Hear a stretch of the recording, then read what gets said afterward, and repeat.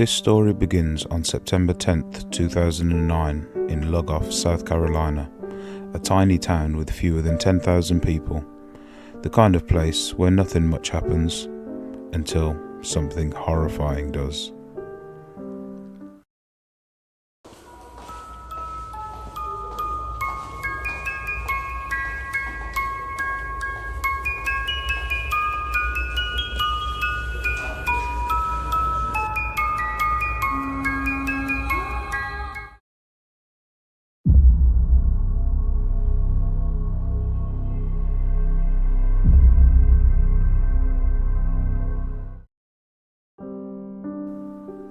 That afternoon, Elizabeth Shoaf, a 14-year-old high school freshman, got off the school bus like she did every other day. She was walking up her long dirt driveway when a man stepped out of the woods. He was dressed completely in camouflage. He had a badge, and he said he was with the police, and that she was under arrest for marijuana possession. Elizabeth was confused, but she was raised to respect authority. So, although she was terrified, when he told her to walk with him into the woods, she followed. That man was not a cop. He was a predator. And for the next 10 days, Elizabeth would be held captive in a homemade underground bunker hidden in the dense South Carolina woods. But here's the twist. This is not the story of a girl who broke down. This is the story of a girl who, piece by piece, outsmarted her kidnapper from underground. The man's name was Vincent Filia, though he used many aliases. He was a survivalist, an off-the-grid loner, and a paranoid ex-convict with delusions of grandeur. Over years, he had dug a 15-foot-long, 8-foot-deep underground bunker with only hand tools and covered it in brush and rigged it with tripwires, alarms and booby traps. This wasn't a panic shelter, it was a trap. Elizabeth was forced down a ladder into a dark hole. No lights, no electricity, just dirt walls, a bucket for a toilet and a mattress. That first night he chained her by the neck. He told her he had explosives rigged throughout the woods. He said if she tried to run, she'd explode. Then he raped her. And he didn't stop for 10 days. He told her she'd never be found, that her family believed she had run away, that the police weren't even looking for her. But she didn't believe him, and that's when she began fighting back, in silence. Elizabeth realized something crucial. He wanted control, but more than that, he wanted company. She noticed that if she was calm, compliant and polite, he let his guard down, so she played the role. She pretended to like him.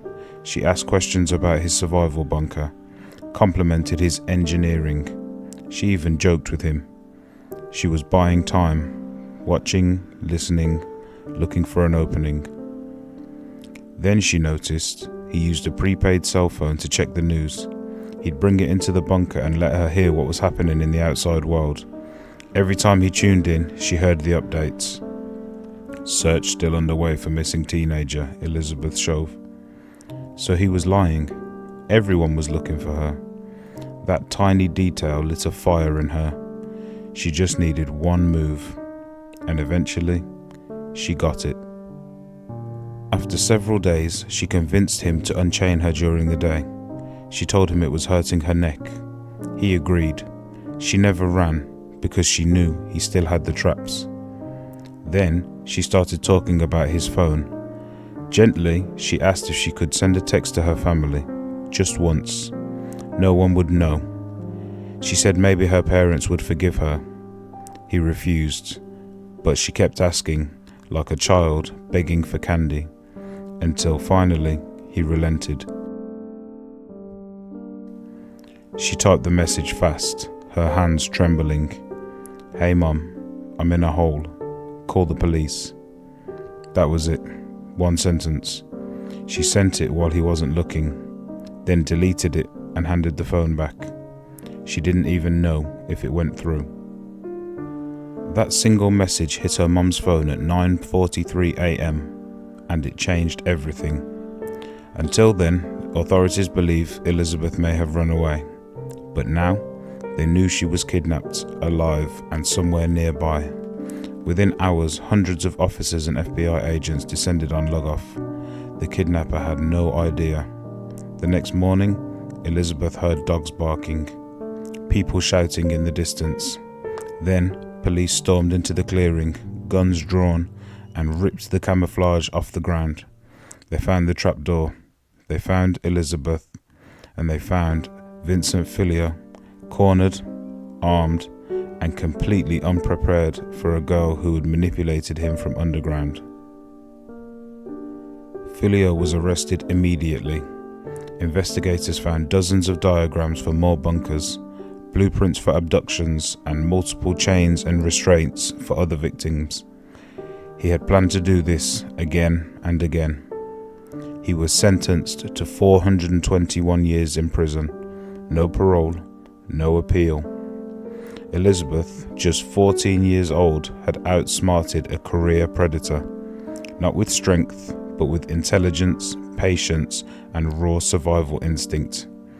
Years later, when asked what kept her going, Elizabeth simply said, "I knew if I didn't stay calm, I wouldn't make it. But I never believed I was going to die. I was going to win." And she did. What most people don't know is that Elizabeth's story inspired state legislation in South Carolina for better alert systems and missing child protocols. Her survival rewrote laws and likely saved lives. She now speaks publicly about kidnapping prevention, trauma, and surviving abuse. A lot of people still haven't heard her name, but they should. A fake cop, a bunker in the woods, a terrified girl who stayed calm enough to turn the game around. This isn't just survival, it's brilliance.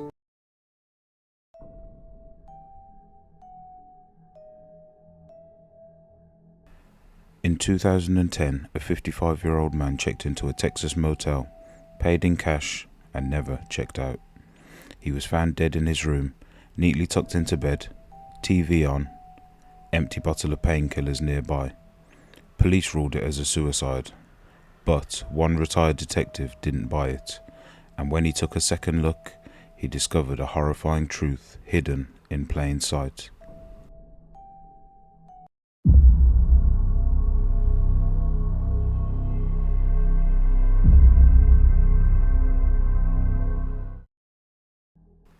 On September 15th, 2010, Greg Fleniken, an oil company landman from Louisiana, was staying at the MCM Alicante Hotel in Beaumont, Texas.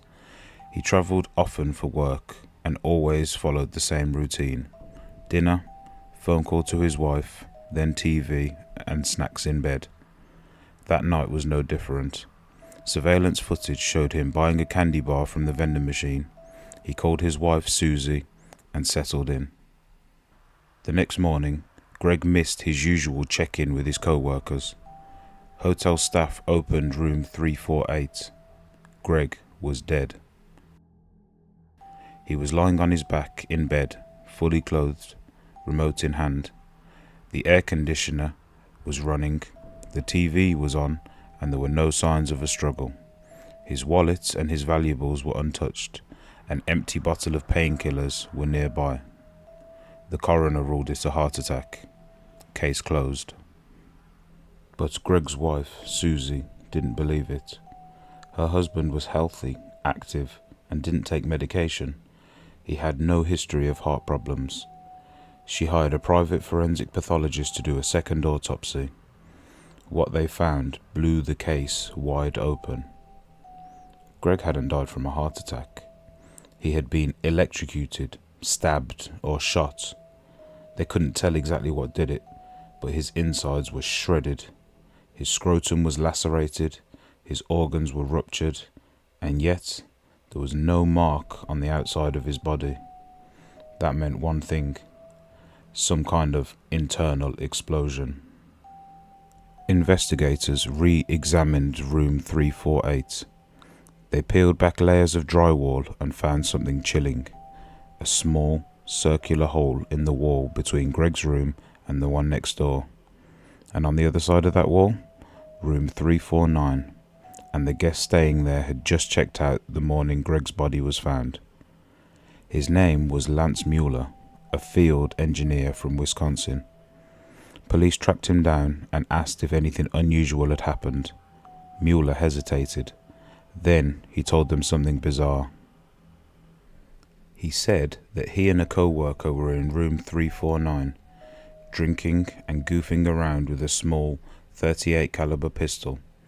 At one point the gun went off, but since they didn't see any damage, they assumed the bullet hit the floor or a piece of furniture. In reality, the bullet had gone through the shared wall and hit Greg directly in the chest while he was lying in bed. Greg had been killed instantly, without even realizing it.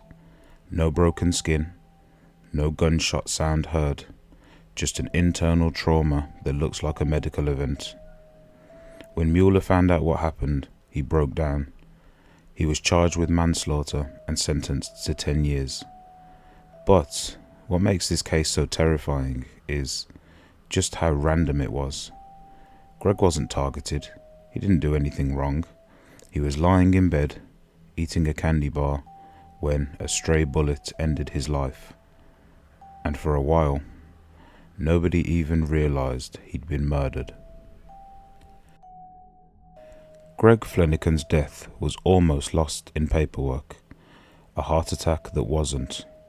A mystery that only got solved because his wife refused to accept the easy answer. And the scariest part? If the bullet had landed an inch higher or lower, it might have missed him entirely, and no one would have ever known. Sometimes, the most horrifying crimes leave no trace at all.